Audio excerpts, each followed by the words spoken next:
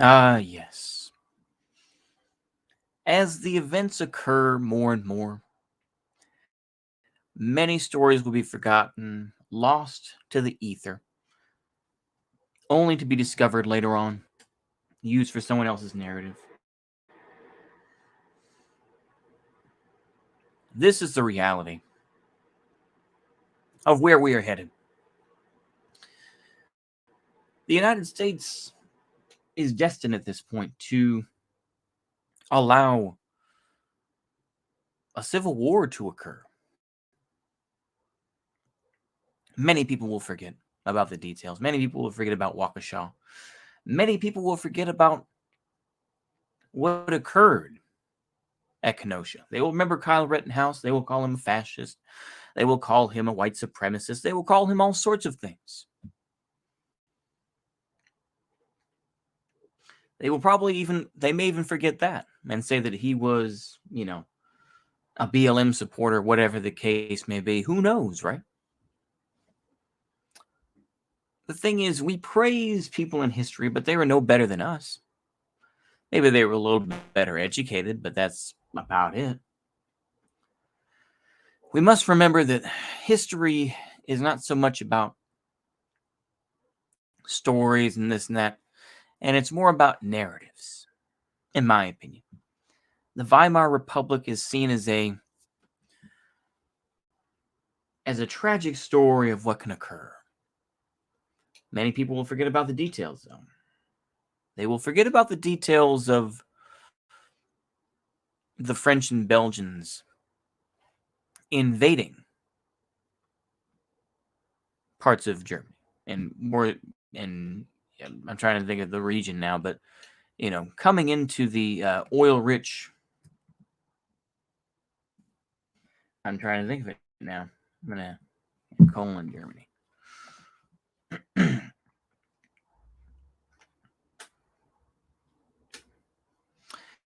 It's gonna take me a bit, but yeah. That's all right. We can edit this out. Sam. Just give me a moment.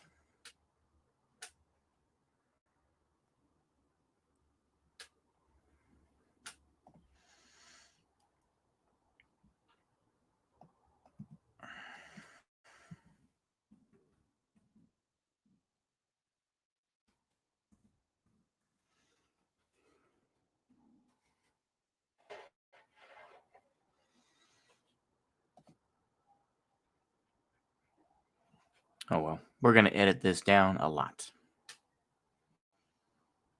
It's not the SAR.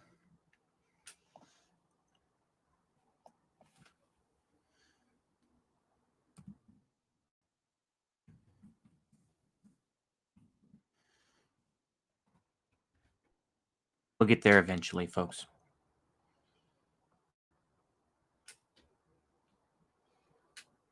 Not in the SAR. North Rhineland, Westphalia. No, that's not it. We're gonna get there.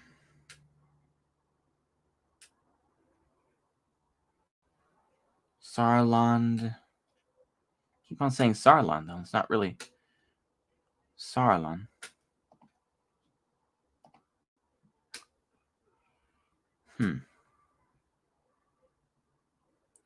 In the Rhineland? Probably better. Schleswig-Holstein? Baden-Württemberg? Thuringia? Saxony? Saxony-Anhalt? I guess North Rhine-Westphalia.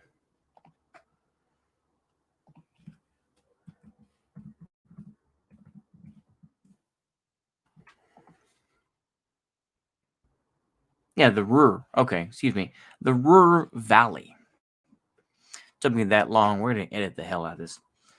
But when the French and Belgians entered into the Ruhr Valley to get what they feel was reparations for the war, many people forgot about that. They also forgot that that Gustav Stresemann, what would be considered more of a moderate Republican today, maybe even a moderate Democrat, entered into the deal to create the Dolls Plan, which was a little bit easier on the German economy. Of course, we have to remember too is that the German economy was recovering to a point largely until the industrial crash.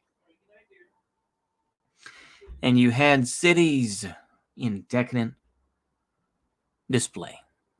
Now, of course, we've watched the documentary that so many have seen already, but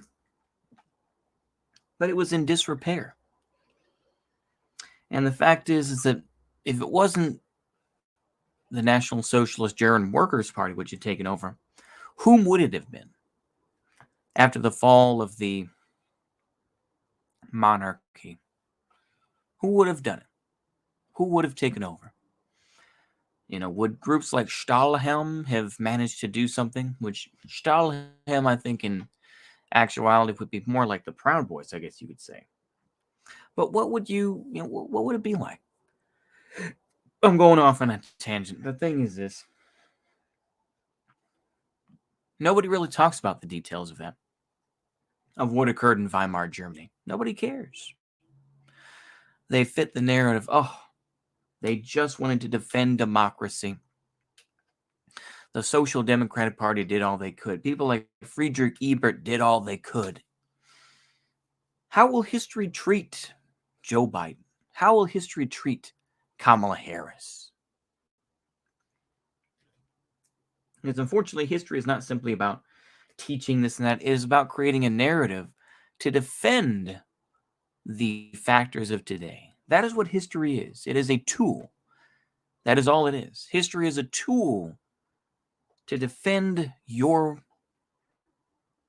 perfect system, to defend your ideals, to say that China is like Nazi Germany and they're using Nazi-style propaganda. It's fei hua. But that is what the narrative is. Stories will be forgotten. Little aspects of history will be forgotten, or they will be misplaced and they will do it a certain way. Same thing with the Rittenhouse trial.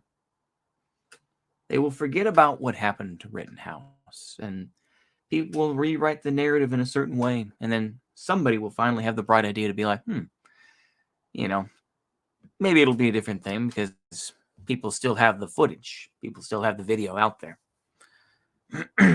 But we must be aware that this is where we're headed. And that history is always being rewritten to fit a narrative.